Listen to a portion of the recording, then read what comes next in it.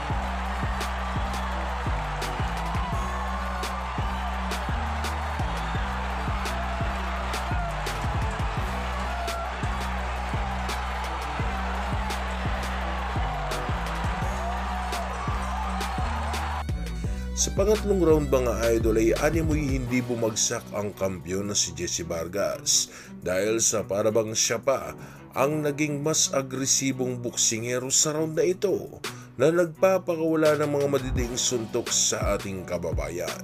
Di naman hinahayaan ni Pacquiao na mangyari ito. Kaya naman malalakas sa suntok din po ang pinakawala ni Pacquiao kung saan nga ay nagsimula ng maglaro ang ating kababayan.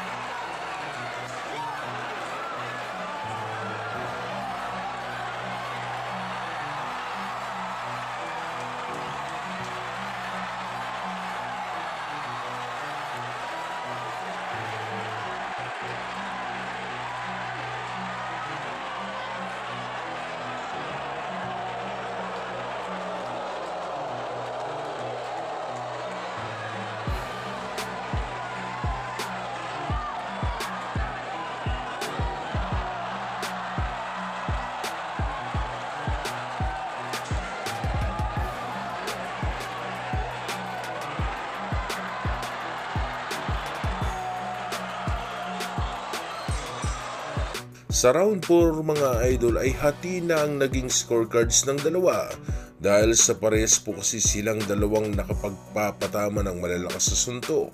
Pero ang round na ito ay binigay po kay Jesse Vargas mga idol dahil sa may isang kanang malakas sa suntok na naipatama itong si Jesse Vargas sa mukha ng ating kababayan.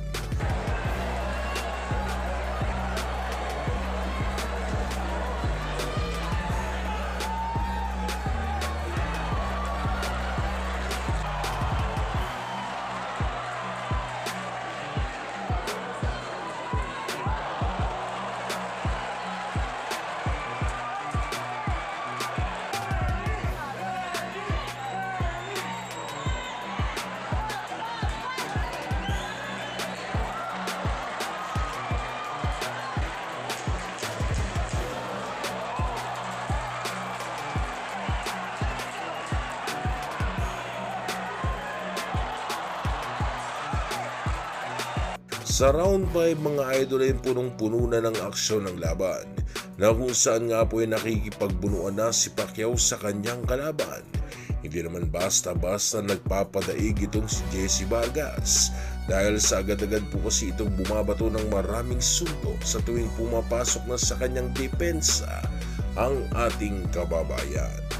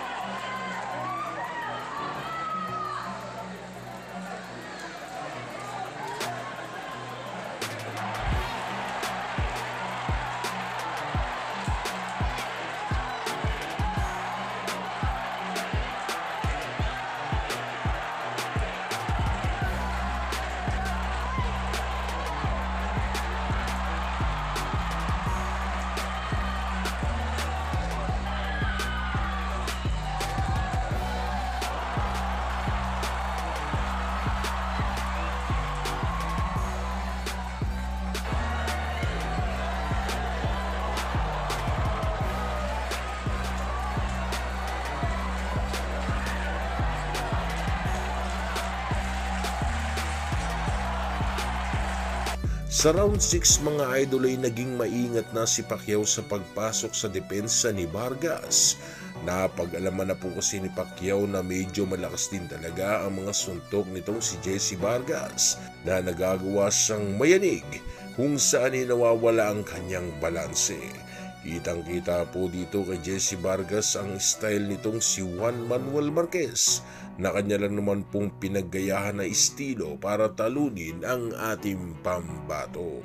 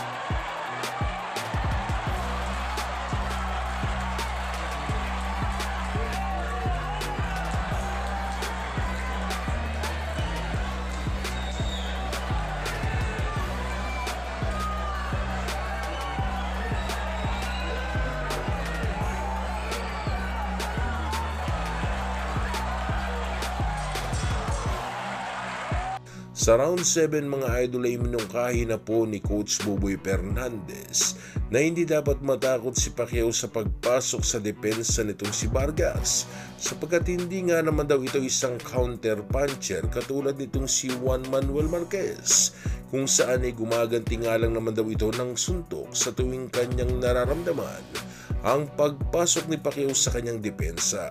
Kaya naman ay nagsimula muli ang bagyo mula sa ating pambansang kamao.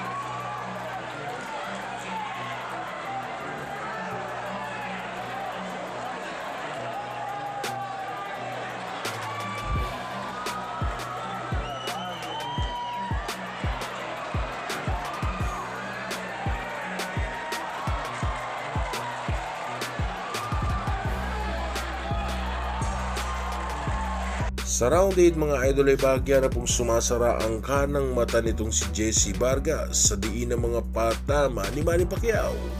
Hindi na mabasa-basa ni Vargas ang lokasyon ng mga pinanggagalingan ng mga suntok nitong ating kababayan.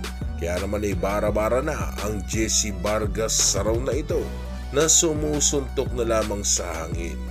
Ito'y dahil sa pabago-bago ang estilo na ginagawa ni Manny Pacquiao.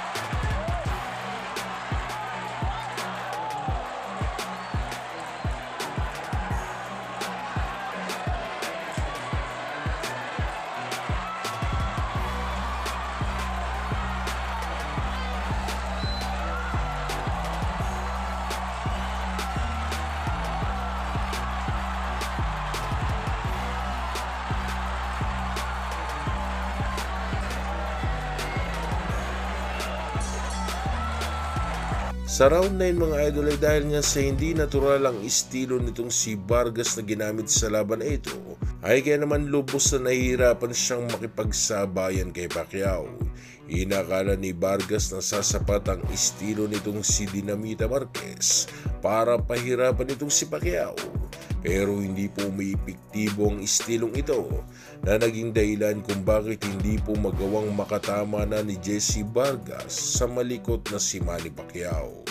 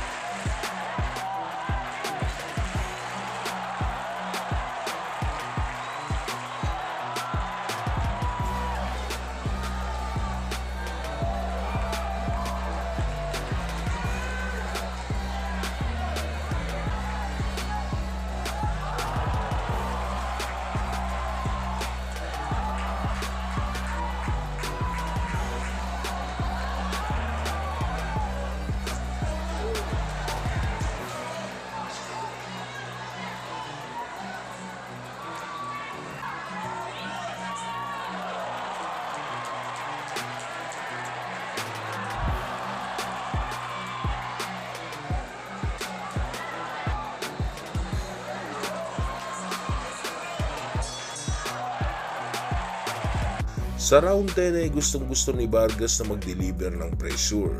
Kaya lamang ay hindi malaman-laman itong si Vargas sa kung papaano niya nga ba ito maisasagawa. Dahil sa hindi kasi basta-basta nagpapadikta na lamang sa laban ng ating kababayan na si Manny Pacquiao. Kaya naman po sa laban na ito ay nagmistulang bata na si Jesse Vargas na sumusuntok ng wala sa anggulo.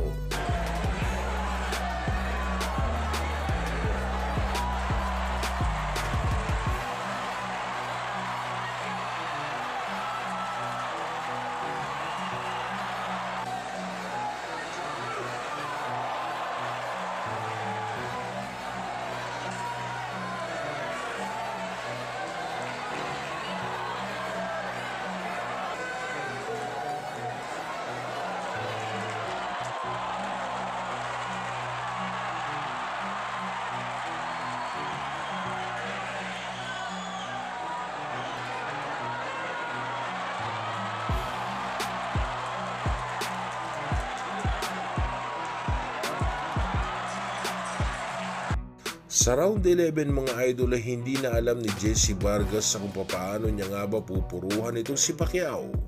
Makikita po sa naging laban na ito mga idol ang agwat ng ganilang mga kakayahan na kung saan ay mas napupuruhan ni Pacquiao ang mas batang kampyon na si Jesse Vargas.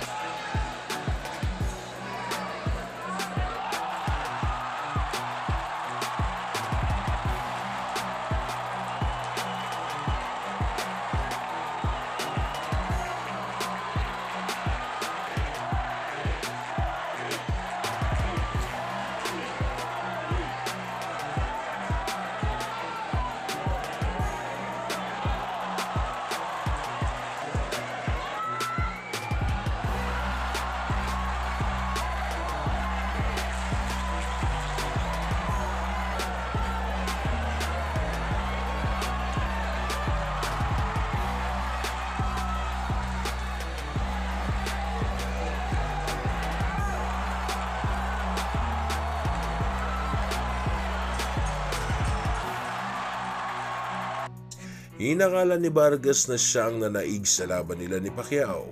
kung saan nga po ay nauuna pa nga po itong kumaway sa mga fans na para bang gusto niyang iparating na naniniwala siya na siya ang nanaig sa laban nila ni Pacquiao. Pero katulad nga ng inaasahan mga idol, ay dahil nga sa mas maraming naipatamang malalakas na suntok itong si Pacquiao, ay kaya naman siya ang nanaig sa laban at nag-uwi ng WBO Welterweight World Title Belt.